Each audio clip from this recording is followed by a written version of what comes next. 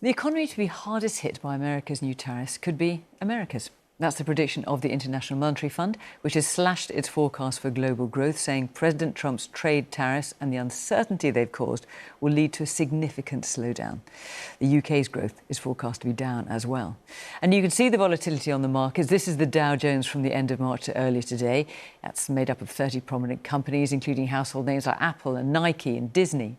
This is the drop in the value of their share prices after the so-called Liberation Day. You can see there on April the 2nd, when the tariffs were announced. Their value has seesawed since then. Our economics editor, Faisal reports. Kids play here in Scottsdale in Arizona, and most of it is imported from Europe, including the UK, but overwhelmingly from China. And Donald Trump's tariffs are now hitting home here.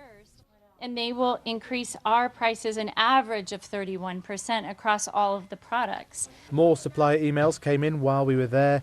Not just inflation in action, but chaos for businesses. We won't print any prices on our catalog this year. So we're making that change. Well, that's quite fundamental. It is, yeah. But so that's what you just said. You can't put prices in because it's so uncertain. It's so uncertain. Other business people, I know home builders that have loaded up on lumber and are storing it on empty lots. Steel manufacturers that have loaded up on steel, anticipating the increase in prices. Entire passenger jets are now being sent back with a return label from China to Boeing's Seattle base after China's retaliatory tariffs. All of that is reflected in the IMF's new forecast, with the whole world hit and the US hardest hit of the major economies in terms of downgrades to growth. The UK is also now forecast to grow notably more slowly, but still faster than the other G7 European economies. Risks to the global economy have increased and are firmly to the downside. First, while we are not projecting a global downturn, the risk it may happen this year have increased substantially. As the world's finance ministers gather here in Washington with no clear path to alleviate these trade tensions, another acute concern arises, which is doubts about the US's role in anchoring the world's financial system through the dollar. President Trump has been criticizing the head of his central bank as a total loser because he won't cut interest rates. That has spread further concern in markets on top of everything else. Back in Trump country, in a rural Arizona biker bar, the president's supporters remain resolute, but others are starting to feel the impact. I think everyone should be worried right now. You know, there's a lot of uncertainty. When there's a lot of uncertainty, it creates panic in the market.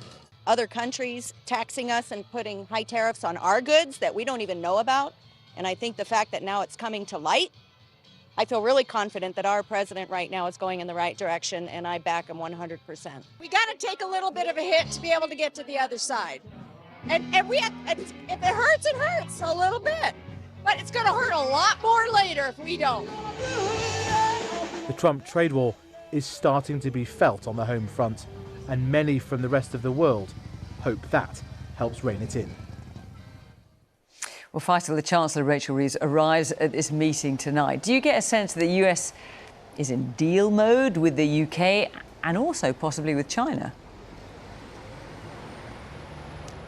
Well, Fiona, I mean, we have the encapsulation of the chaos that underpins the seesawing chart, as you called it, that you just displayed, really just in this minute right now, because the reason why stock markets in America bounced back up today, as you showed, was the sense in which the US Treasury Secretary Scott Bessent had suggested a sort of olive branch out to the Chinese, that a deal would be necessary, essentially, eventually. But as we speak right now, the President, Donald Trump, is in the White House announcing, we think, some sort of trade announcement. And he said, I'm going to play hardball with China, which was not the message which underpinned the stock markets going up. So you get this sense of slight chaos, of different voices in the administration saying slightly different things. Into this melee comes the Chancellor Rachel Reeves, who's just about to touch down here in the US, and she'll be meeting the US Treasury Secretary Scott Bessent. We have some words from her. She says the changing world is unsettling for families,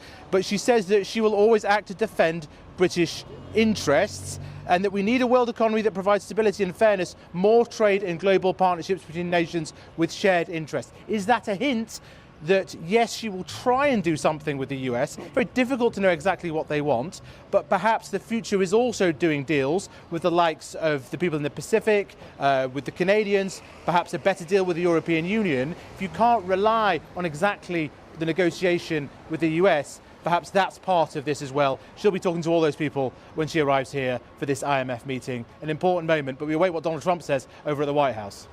Faisal, thank you very much. Well, in the last few minutes, Donald Trump has been speaking. He's been talking about a possible deal with China. This story is moving very fast. Let's get more with our North America editor, Sarah Smith. Sarah, you're at the White House. What more can you tell us about what he's been saying? Yeah, Donald Trump's in the Oval Office at the moment with his Treasury Secretary, Scott Bessent, and he was asked if he agreed with him that these tariffs on China were ultimately unsustainable and that they would have to do a deal. And he indicated that was what they want to do. We're doing fine with China, he said. Have a listen to Donald Trump in his own words. I'm not going to say, oh, I'm going to play hardball with China. I'm going to play hardball with you, President Xi. No. We're going to be very nice. They're going to be very nice. And we'll see what happens. But ultimately, they have to make a deal because otherwise they're not going to be able to deal in the United States. And we want them involved, but they have to, and other countries have to make a deal. Now, that's really interesting because it's not always been clear that Donald Trump did want to do a deal with China. Often it sounds as though he wants to box China out of the American economy. But they are eager to do deals with a lot of other countries around the world. He delayed a lot of the tariffs for 90 days, and then he said they had 90 days to make 90 deals around the world. So the UK are involved in that, and they're talking from countries from the EU to Japan to India, hoping to try and get some kind of trade deals announced soon, which will, of course, decrease the amount of tariffs that could be levied against these countries. Well, we've watched this with interest. Sarah, outside the White House, thank you very much.